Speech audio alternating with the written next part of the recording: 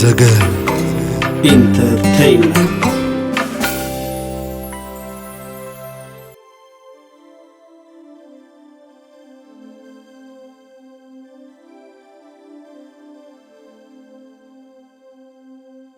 تاريخ هيوت سنت ببنيا برهانة هابتتين عما ودي أخزا اتكخوب سنت بباوي جزي يقول عنت ودي أخزا برهانة هابتتين ودي أخزا كاب أبوه أتو هابتتين تدلا أديو ويزرو هيوت قبل سلاسي أب شحن شعات ميتن حمسان أربعتن عمت مهرت فرنجي بغري سلزنبرة أب زوبادوبو اندانو قحجعا عد دبوس توليدو عدمان تمرت مساخلة قداماي كفلي أب عدك أتخلا فيدال دحر مغطارو كالاي كفلي أب عد بزحن استمهره ناب عدبو عد فلسطين بمخادمة سالساي كفلي تمهرة كابرا بعي كساب شاتشاي أبدو قصنع بمخاد تمهرة بدحرزي أب كتماد باروا كاب شابعي كساب شامناي كفلي تمهرو ناب تشعي كفلي حليفو أب بيت مهرتي سان جورجو من دفرا تشعي كفلي مستمهرة كاب نايت مهرت عالم تسنابته إذا جزي يقول عنتو أب عد فلست زحلفو برهانة عما وي ود أخزا أب برغتات عد فلستي أب محرسن عسيدن مخدان مقاسد طريد حخوت اندابل زعبيه أب برغتات عد نأمن ماي كمل ماي منططو ماي مجقا ماي قوم زحلي ماي قوازين ماي عنقوق طريتو خدارتن كراوحن كابن نابن كاب كفان أب كفان نازلله صنعتن ناتاجره نقف زبالة ميدا بتن شنكوت زبلا محاورو كم ما ينداستيه أبروباتات عبدو توريرون ناتوه ونجرجر يلو خحن بسكولو أب هم قلبو كجلي بلوس لزنبره أب علالو ندحري تمليسو يعينتو قطرطر نابله تذكرتاتو يعلل نبره أبعال درقرقا قلقل تبع عباين قلقل تبع نشتين مسقاسد دك عدنا تخادره ناب أفدرو وفيرونا بالكا قلقل كباب زنحكا جعنا دوك سجلون دم بأرجودي زرقة شاف تاني حيو لخامو كمل وعلى طريق زدارت انداز بإرفيدو سفر هبيك زلل زرقة بعد طبي فرزن تجرو ماي بارينو وريدو طريقو أراوحو حفنت ماي زستي زبان طرقة أماسيو أقامو قاد مغوغو نهب سنبت تسنح أب ما ينصلا تحاتيبو ما يقوحلت مدفاق قناي تسنح ألدا وفيرو ما يجنباس حليفو ما يقرقر طريتو زراوح أب قلايا باكلاس طريتو مقسوعنا ملسا كعيمان كاللوا بتتعم دمتون فاسون كدهز حدر بعودو جيرو كد مصحاي جاح أب دنبو دمر زبل نفوع حرستاين هاورون مأنسس طريت النبرة ود أخزا أبندا زبئي قرهوس لزنبرم مس عصدو نبعود خودو قوان كلو أدقزي ديو بوتاس لزنبرة أبزبانو ناتسوكمو حيالي ناتوقعزو يودقو نبرمو سقاهنا نيشتي حابتون ود أخزان نحاون كمز سعب درفو لهم نبرات يعسينا شكالتنا كل تسعخو بصحو حنسا نحنا إلى مسدرفت ودها تلتين يحرقومو وعنتنا عند حقزنا أبوهم كتلا غزي بمبال يحرق كمز نبره يذكر ودا أخزا كاب بنو يشتو آزي قلطوف نبره بنو يشتوون أبقو حجعا عدو دبوس مسندا عبايو مالت اندانو نقرب عمتات تقميتو نيريو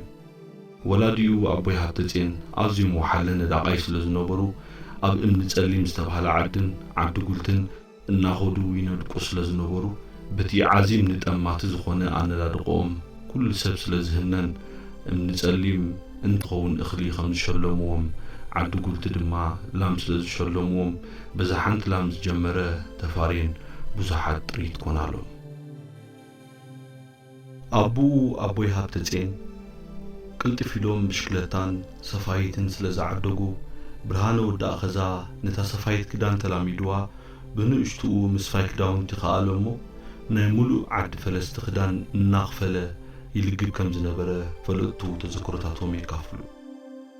ትንቢት ታሽዓይ ክፍሊ ምስ ኣቋረጾ በዓል ተኾምቢያ ብምውራድ ግራት ተኻርዩ መሸላ ዘርኦሞ ሕልሙ ዝነበረ እኽሉ ሸይጡ ንዓዲ ፈለስቲ መታን ከዛርባ ጻዕዳ ሳርያን ራድዮ ኣብ መንኮቡ ተሓንጊጡ መፀ ወዲ ሃብተ ጽዮን ከብላ እንዳሓሰበ እኽሊ እንዳሸረበ ኣቦይ ሃብተ ጽዮን ናብ ተኾምቢያ መፁ እሞ እንታይ ትገብር ኣለኻ ብርሃነ ወደይ?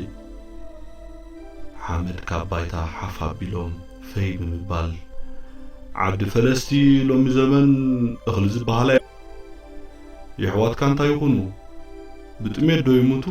ምስ በልዎ እዚ ኩሉ ንሃብቲ ኸናድያ ዝመፀ ሓለፈ ወዲ ሃብተ ጽዮን ከብላ ንዓዲ ፈለስቲ ሓሳቡ ዝነበረ ዘረባ ብኡ ብቕፅበት ብምስማዕ በልፀዓነን ካብ ፍቓድካ ይወፅእን እየ ብምባል ነቲ እልቢ ዘይብሉ ምህርቱ ኮናትል የካል ተር ኢለን ንዓዲ ፈለስቲ ከም ዝኣትዋ ገበረ እሞ የሕዋቱ ንግዜ ጸገም ብጽቡቕ ሰገርዎ። ታሪኽ ምግዳል ወዲ ኣኸዛ ብርሃነ ሃብተ ጽዮን ዓማ ብዝሓደሮ ብርቱዕ ስምዒት ሃገራውነት ኣብ 1974 ዓመተ ምህረት ፈረንጂ ናብ ተጋድሎ ሓርነት ኤርትራ ተሰለፈ። ድሕሪ ግቡእ ወተሃደራውን ፖለቲካውን ትምህርቲ ምቕማሱ ኣብ ክፍሊ ጸጥታ ተመዲቡ ንሓደ ዓመት ምስ ኣገልገለ ድሒሩ ኣብ ሓይሊ 75 ተመዲቡ ከም ተዋጋእ ሰራዊት ከገልግል ጀመረ። ኣብ ዝቐጸላ 2 ዓመታት ድማ ኣብ ቦጦሎኒ 375 ኮይኑ ሃገራዊ ግቡእ ክፍጽም ድሕሪ ምጽናሕ ምስ ፋሉል ስለ ዝነበረ ጀብሃ ድማ ዓድኻ ኸይድካ ክትምርዖን መሕፀን ሂባ ትሰደካን ተፍቅደልካን ስለ ዝነበረት ናብ ዓዲ ፈለስቲ ተመልሰ። ሽዑ ንሽዑ ተመርዓዎ እሞ ገና ኣብ ሕፅነቱ እንከሎ መርዓቱ ኣብ እንዳዓለቡኡ ግዲፍዋ ኸደ። ሽዑ ንተጋድሎ ሓርነት ፍጹም ምስኦም ክጸንሕ ስለ ዘይደለየ ምስ ተጋደልቲ ህዝባዊ ግንባር ጥቓጥቓ ቦታ ስለ ዝነበሩ ምሸት መሬት ምስ ጸልመተ ክሸይን ደገ ክፍትን ኢሉ ምስ ከደ ወረቐት ጽሒፉ ጠቕሊሉ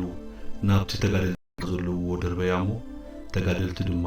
ሽዑ ንሽዑ ነታ ወረቐት ረኺቦም ኣንበብዋ እሞ ናብ ህዝባዊ ግንባር ተጸንቢሩ ክጋድል ከም ዝደሊ ነቲ መልእኽቲ ምስ ኣንበብዎ በዚ ቦታ ዝጌርካ ምጻእ ኢሎም ድማ ወረቐት መልሲ ጽሒፎም ጠቕሊሎም ሽዑ ንሽዑ መለሱሉ። ቦታ ኣብ 1977 ዓመተ ምህረት ፈረንጂ ናብ ህዝባዊ ግንባር ሓርነት ኤርትራ ተጸንበረ።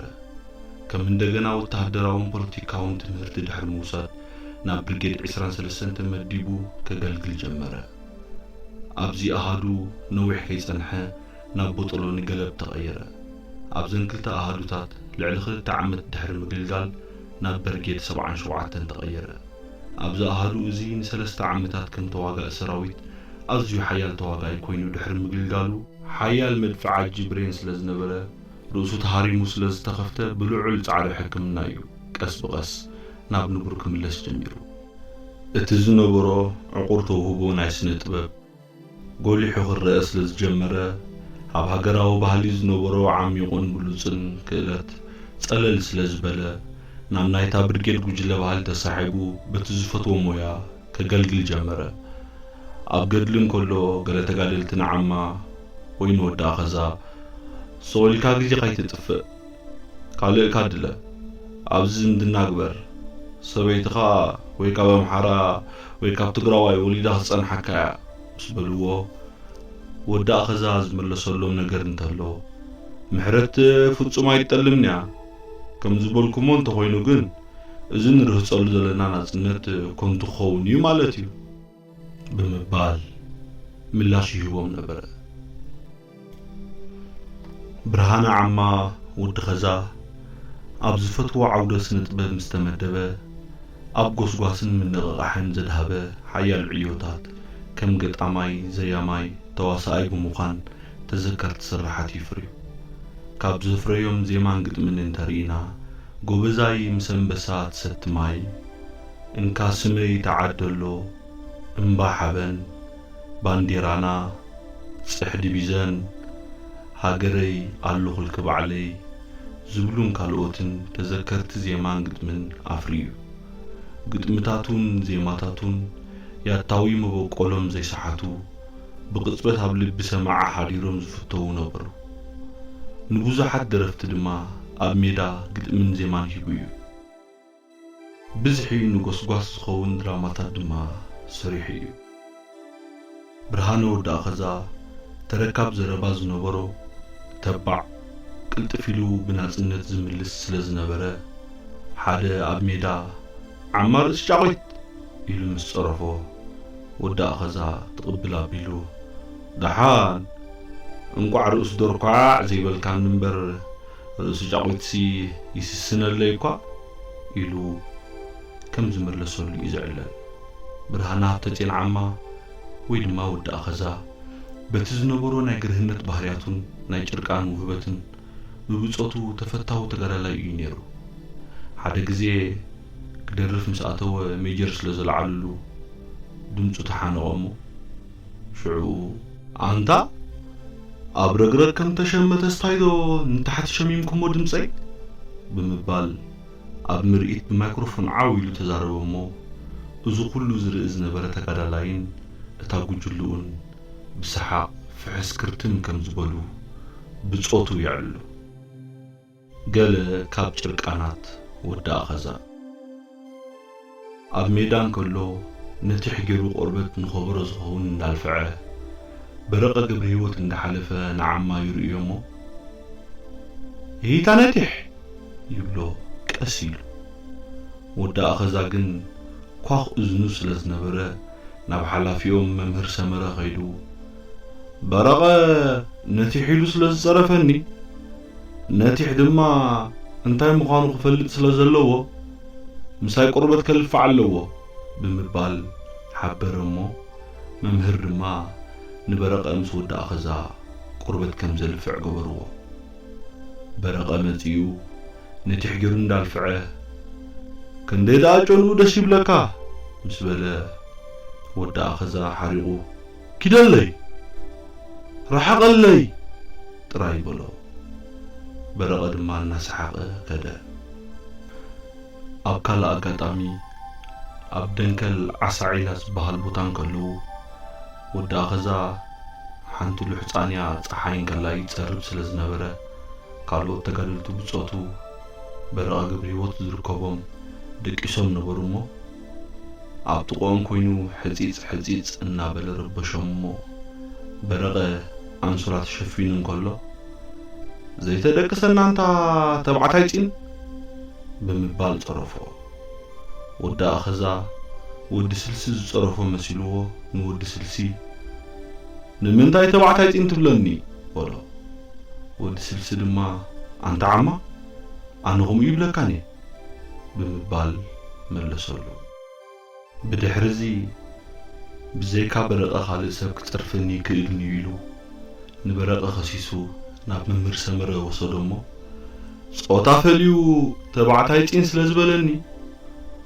ወይ ንሱ ይወዛዕ ወይ ኣነ ክውዛዕ ኣለኒ ምዝ ሰብ እዚ ክስራሕ ኣይክእልኒ በሎ በረቐ ድማ ኣነ ቀዳማይ ኦርጋኒስታ እየ ዘያማ እየ ክራሪስታ እየ ተዋሳእ እየ እግረይ ድማ ሰንኪለ ኣለኹ ብርሃነ ሃብተፄን ግን ኩሉ ሰዓት ሓርቕ ኢኻ ማህረንተይ ኣብ ግንባረይ ኮይኑ እቲ ዝሰፈይዎ ድማ ምልክት ከም ዘይገድፍ ገይሮም ሰፍዮሞ ከም ስልማት ሓንሳ ኣብ ካልእ ኣካላተይ ክህረም ኣለኒ ስንብራት ገድሊ ዘይብለይ እናበልካ ስለትጉሂ ተደልዩ ዓማ ይወዛዕ እምበር ኣነ ይውዛዕኒ ምስ በሎም ወዲ ኣኸዛ ብሰሓቕ ፈሊሑ ንመምህር ደሓን ገዲፈዮ ኣለኹ በሎም በዚ ድማ ብርሃነ ሃብተፄን ስለ ዝበሃል በረቐ ወዲ ሃብተፄን ይብሎሞ ወዲ ኣኸዛ ድማ ግደፍ በረቐ ናይ መወዳእታ ፊደል ዕሪ ብምባል ይቋየቆ ነበረ ዓማ እዝኑ ኳኽዩ ካብ ርሑቕ እንታይ ይስማዕ ኣሎ ካልኦት ዘይሰምዕዎ ዝሰምዕ ዝነበረ ሰብ እዩ ሓደ ግዜ ብኦራል ተጻዒኖም ናብ መጥቃዕትና ዶ ንኣፍዓበት እናኸዱ ዓማ ድምፂ ነፋሪት ሰምዐ ካልኦት ዘይሰምዕዋ ነቲ ኣውቲስታ ነገሮሞ ንሱ ድማ ንዓማ ብኻኹ እዝኑ ስለ ዝፈልጦ ኣሚንዎ ነቶም ባህሊ ኣውሪዱ በይኑ ጉዕዞ ቀጸለ ነፋሪት መጽያ ደብደበቶ ግና ነቲ መንገዲ ስለ ዘዳሮኖ ወላ እግሪ እናኸደት ደብድቦ ክትረኽቦ ይከኣለትን ነፋሪት ምስክ ተመሊሱ ንባህሊ ጽዒንዎም ብሰላም ጉዕዞ ቀጸለ ሳላ ወዲ ኣኸዛ ድማ ህይወቶም ደሓኑ ህይወት ዓማ ድሕሪ ናጽነት እታ ኣብ ሕጽኖት ገዲፍዋ ዝኸደ ድቂ ሒዛን ከላ እዩ ሜዳ ወፂኡ በዓልቲ ቤቱ ምሕረት ኣብ 9 ወርሓ ተጋላገለት እሞ ጓል ተበኮረት እታ ጓላ 5 ዓመት ምስ ኮነት ተጎደእታ ብዛዕባ ትብልብ ትፈትዎን ዝፈትዋን በዓል ቤታን እናሓሰበት ጭንቀት ገበረት ሓንሳብ እንዳሕሙኣ ሓንሳብ እንዳዓለባ እንዳተቐመጠት ጸንሐት እሞ ብድሕሪዚ ኣስመራ ደይባ ምስ ሓዋ ክፍላይ ዕቑባ ገብርኤል ኣብ ኣኽርያ ክትቅመጥ ጀመረት ክፍላይ ኣብ መደበር ምስ ቀሺ ገረሃርያት ይሰርሕ ስለ ዝነበረ ንቐሺ ገረሃርያት ተዛሪቡ ኣብታ ጥቕኦም ኮይና ሻሂ ክትሸይጥ ምስ ሓተቶም ኣባ ቀሺ ሰናይ ፈቓዶም ኮይኑ ሕራ ይበልዎ እሞ ሻህን ካልእን ክትሸይጥ ጀመረት ምስ ኣሚነይ ሓደ መዓልቲ ክንራኸብ ኢና ዝብል ብርቱዕ ፍቕርን እምነትን ስለ ዝነበራ የማን ጸጋም ከይጠመተት ርእሳኒና ንበዓል ቤታ እናሰርሐት ክትጽበዮ ወሰነት ን15 ዓመት ተስፋ ሒዛ ተጽበየቶ ቅድሚ ናጽነት ምሕረት ነፊዓ እንዳበርበረን እንዳሻህን ጌራ ንናጽነት ብኹፍት ልባ ትጽበያ ነበረት ብርሃን ዓማ ወዳ ኣኸዛውን ኣብ ሜዳ ምስ ዝኾነት ጓል ኣንስተይቲ ከይቀረበ ድሕሪ 5 ዓመታት ምግዳል ምስ በዓልቲ ቤቱ ምሕረት ዕቑባ ገብርኤል ተጸምቢሩ ፍረት ጽቢቶም ምዉቕ ሓዳር መስሪቶም 3 ቁልዑ ድማ ወለዱ ፍረ ጻማ ኢሳያስን ሳሮንን ድማ ይበሃሉ ካብ ፈለማ ናጽነት ጀሚሩ ብርሃን ዓማ ጎኑ ጎኒ ስነ ጥበብ ብፍላይ ድሕሪ ምጥያሱ ኣብ ዓሊ ግድር መጣየሱ ሒዙ ብምኻድ ምስ ኤልሳ ሓፍቱ ኮይኑ ግራት ተኻርዩ ጡጥ ይዘርእ እሞ እታ ግራት ጡጥ ግና ፍረ ስለ ዘይሃበቶም መጣየስዩ ብኾንቱ ኣብኡ ጠፍአ በዚ ተስፋ ከይቆረጸ ብብሽክለታ ካብ ዓሰብ ዘምጽኣ ገይሩ ካብ ኣስመራ ንሓጋዝ ፌስታላት ሒዙ ናብ ሓጋዝ ብምኻድ ይሸጦ እሞ ኣብ ሓጋዝ ምስ ኣተወ ብሽክለታ ክምለስ ከም ዘይክእል ስለ ዝተረድአ ንነብሱን ብሽክለቱን ኣብ ኤነትረ ተጻዒኑ ከሲሩ ናብ ኣስመራ ተመልሰ በዚ ተስፋ ከይቆረጸ ዝተፈላለዩ ስራሓት እናሰርሐ ንስለ ደቁን ሓዳሩን ድኻሙ ከይጸብጸበ ነዊሕ ዓመታት ተራጋረገ ብድሕሪዚ ኣቑሑት ናይ መጉልሒ ድምፂ ስፒከራትን ሚክሰርን ማይክሮፎናትን ንኽልተ ባንድ ዘጻውት ዓዲጉ እናካረየን ባዕሉ ድማ ኣብ ርሑቕ ዝበሉ ገጠራት ብመኪኑ ገይሩ ብምኻድ ሕልፎትን ምሸት እንዳወድዕ ዕሰለ እንዳበለ ሓያለ ሰርሐ ኣዝዩ ትጉህ ሰራሕተኛ ስለ ዝነበረ ብጽፍሩ ንመጀመርያ እዋን ኣብ ቤት መኻእ ንስድርኡ ዝኸውን ገዛ ሰርሐ እታ ደቀይ ኣበይ ክሰፍሩ እዮም ኢሉ ዝጭነቓ ዝነበረ መልበብ ገበረላ እሞ ተዘማድሩፍ ታረኸበ ወዲ ኣኸዛ ቅድሚ ምጥያሱ ኣብ ሜዳ እንከሎ ዝለየሉ ዓማ ብርሃነ ወዲ ኣኸዛ ኣብ ባህሊ ሕብረተሰብ ትግርኛ ዓሚቕ ኣፍልጦ ዝነበሮ ስለ ዝነበረ ኣብ ባይቶ ከመይ ይዝረብ ነጸላ ከመይ ገይሮም ከሰስትን ተኸሰስትን ይውንዘፉ ከሰስትን ተኸሰስትን ኣቃውሞኦም ብሄንሸነኽ ይቆሙ ዝፈልጥ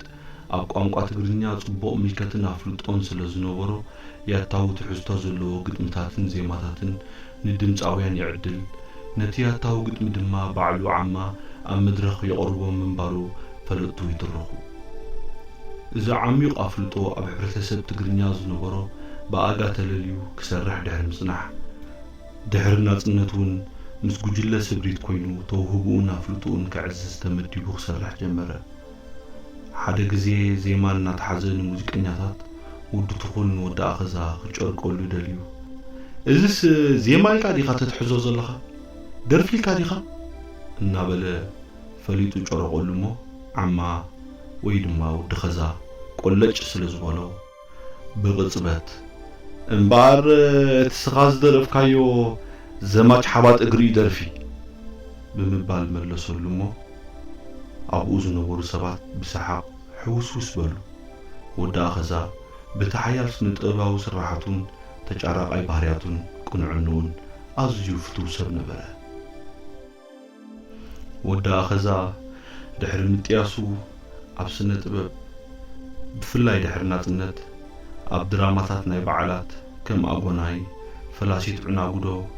ሽንፍራ ሓንስ፣ በደላ ኣብ ፊልምታት ድማ እታደ ፈቲሑ ዶ ምርዓወኪ፣ ፈታዊ መልቀስ፣ ባሕሪ፣ ፈሪ መለይ፣ ልቢ ለባማት ኣብ ተኸታታሊ ፊልም ንእሽቶ ሓወይ ክንዲ ሓሙተይ፣